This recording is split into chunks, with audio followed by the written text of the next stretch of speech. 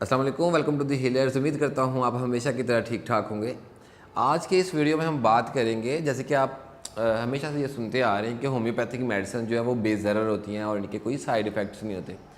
तो ऐसा कतई तौर पे तो नहीं कहा जा सकता, क्योंकि बहुत सारी मेडिसिन होम्योपैथिक मेडिसिन हैं, ख़ासतौर पर उनके इंट्रैक्शंस होते हैं दूसरी दवाइयों के साथ, और उनके नो डाउट साइड इफ़ेक्ट्स भी होते हैं। ख़ासतौर पर अगर आप कोई भी होम्योपैथिक रेमेडी मदर टिंक्चर में ले रहे हैं तो उसके साइड इफ़ेक्ट होते हैं।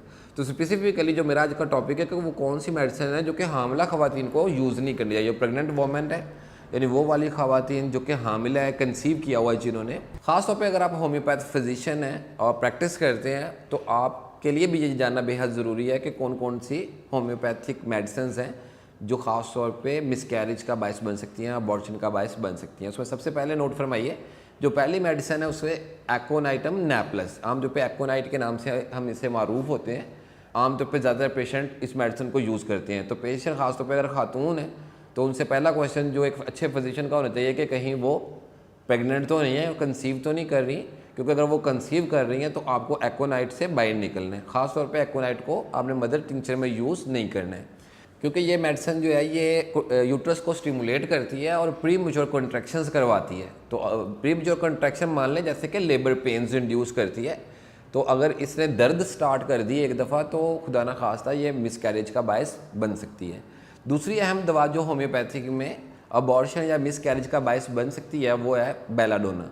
बेलाडोना का बहुत ही डीप इफेक्ट है। ख़ासतौर पे बेलाडोना जो है वो यूट्रस के ऊपर इफेक्ट करती है, ख़वातीन के ऊपर। और ना सिर्फ ये लेबर पेन इंड्यूस करवाने की सलाहियत रखती है, बल्कि ये मेडिसिन ख़ास तौर पे फीटल डिस्ट्रेस का बायस बनती है। यानी कि जो यंग बेबी है, यंग एम्ब्रियो है, जो कि डेवलपिंग एम्ब्रियो अभी बन रहा है, वो अभी तो उसको फीटल डिस्ट्रेस करेगी, उसको खुदा न खास्ता किल कर सकती है। तो ये मिसकैरेज का भी बायस बन सकती है। तीसरी मेडिसिन ख़ास तौर पे जो कि प्रेग्नेंट वोमन के लिए बहुत ही मुहतात होना चाहिए वो है कालोफाइलम। कालोफाइलम जो है ये प्रीवियसली इंटेंडेड अबॉर्शन के लिए भी यूज़ होती है, यानी लोग बाकायदा अबॉर्शन करने के लिए इस मेडिसिन को यूज़ करते आ रहे हैं।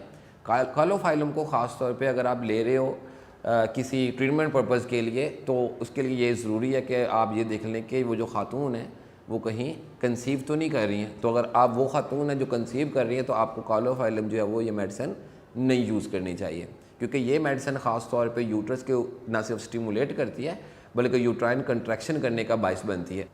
इसी तरह कैमोमिला है। कैमोमिला के बारे में जनरली ये माना जाता है कि ये सेफ़ मेडिसिन है, और मैं भी आमतौर पर इसको सेफ़ समझता तो हूँ, बट फिर भी एक रिस्क फैक्टर हो सकता है, इसलिए एहतियात बेहतर है। क्योंकि कैमोमिला जो मेडिसिन है इसका भी यूट्रस के ऊपर इफेक्ट है। ये ना सिर्फ स्टिमुलेट करती है बल्कि कॉन्ट्रैक्शन, लेबर पेन इंड्यूस करने, दर्दें लगाने में भी अपना रोल प्ले कर सकती है। आईपीकॉक होम्योपैथिक की एक बहुत ही अहम रेमेडी है, और ख़ास तौर पे जनरली तमाम क्लिनिक पे आईपीकॉक मौजूद होती है। आईपीकॉक आईपीकॉनहा के नाम से आमतौर पे ट्रेड होती है।